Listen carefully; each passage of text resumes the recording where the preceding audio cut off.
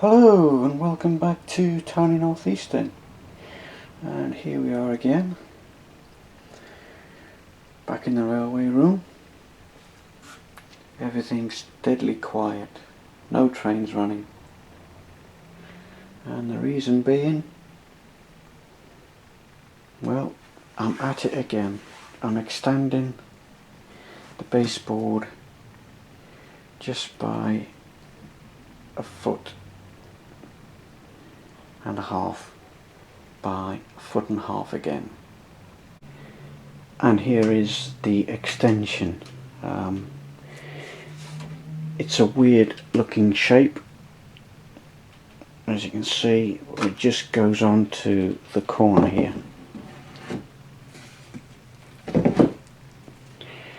You're probably wondering why on earth there's so many scribbles on this little tiny extension. Well, it took a lot of working out.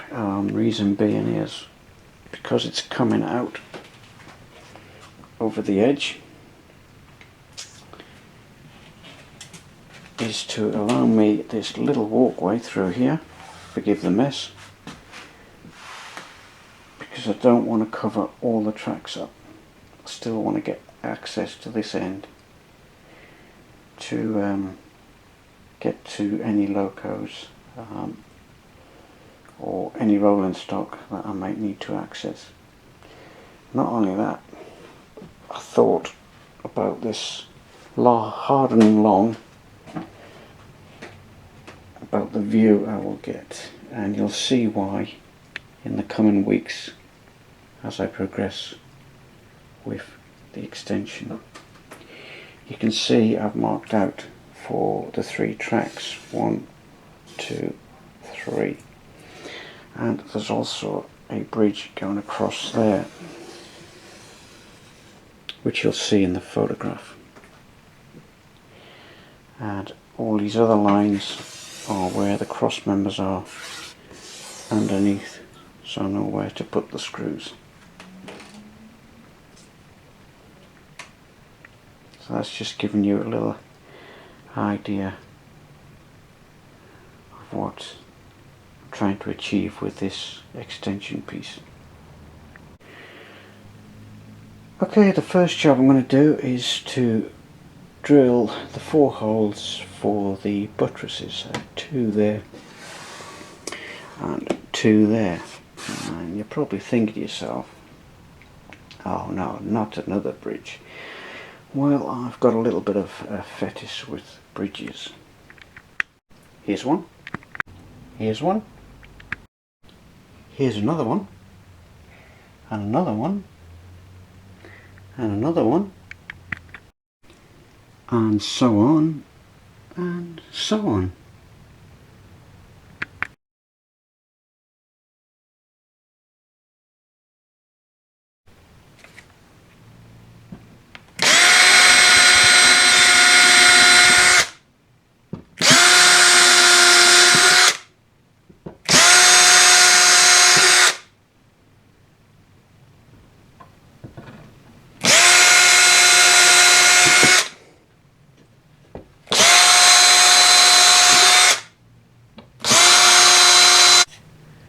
Okay, now that all the holes have been drilled for the framework and for the buttresses, I'm just using these 2 bits of scrap wood for the buttresses, so I'm just going to screw that one there and then that one there, and then I can start pinning the track. As you can see, I pre-drilled the holes ready to take the screws, because screwing straight into MDF sometimes splits the MDF, so just a little tip. Now that I've glued and screwed the buttresses onto the baseboard, the only reason I've done it this way is because once the baseboard's on, I won't be able to get in to screw them on anyway, so I thought screw the bridge bases in first and then screw the board onto the framework after, and then that way I won't have to worry about getting the screwdriver in underneath. So once that's done, I can then start fitting the tracks.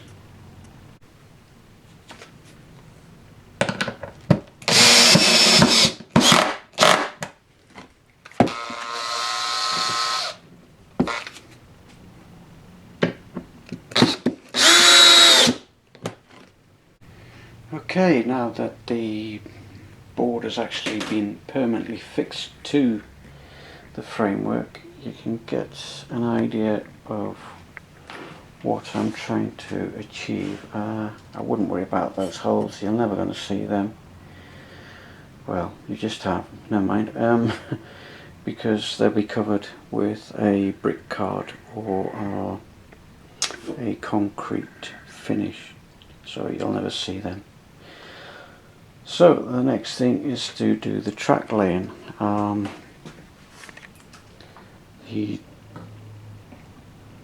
So here we are.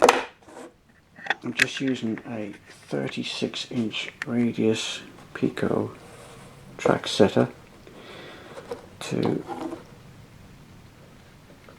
give myself a long sweeping curve to get the maximum trackage use, which works out roughly about 350 millimeters, long enough for a small loco and maybe a wagon. So let's see what it looks like when all the tracks are in place.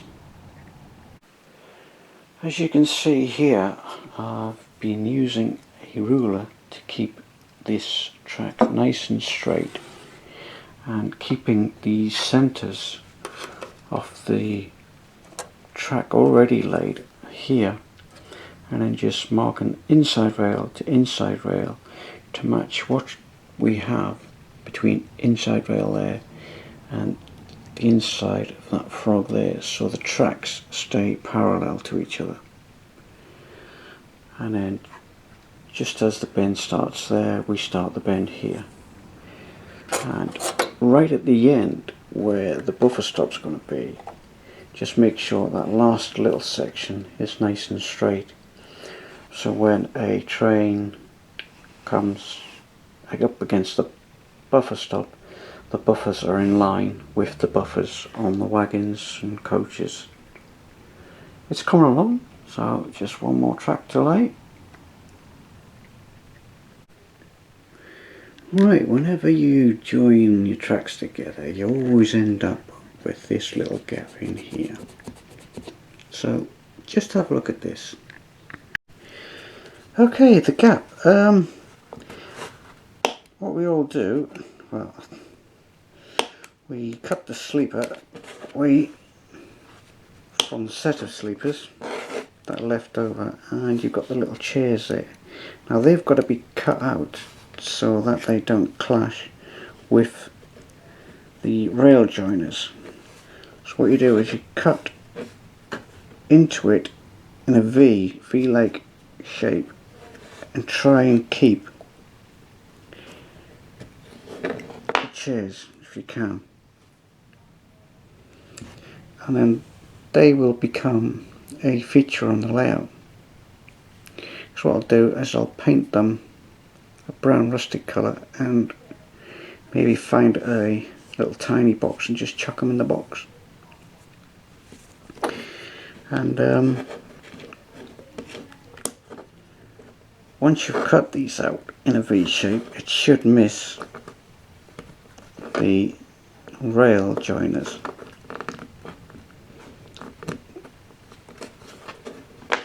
So you take it off completely, and then it should just slip under there without pushing on the rail joiners. So that's just a little tip, just glue that in there, then that'll be done. At last, the track work for South Shields is now finished. It's taken a while to lay this track over a period of 3 weeks, and it's been a challenge. and there's one final connection to do. At the moment I'm using a DC controller to test the circuitry on the track work, and I'm using this little old J83 which belongs to my grandson.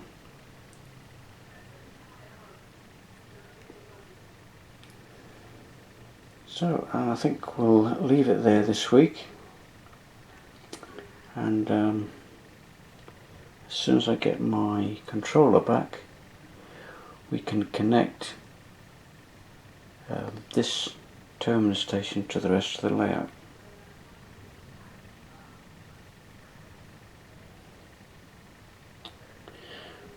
So that's bye from me. I'll see you again next time. Bye.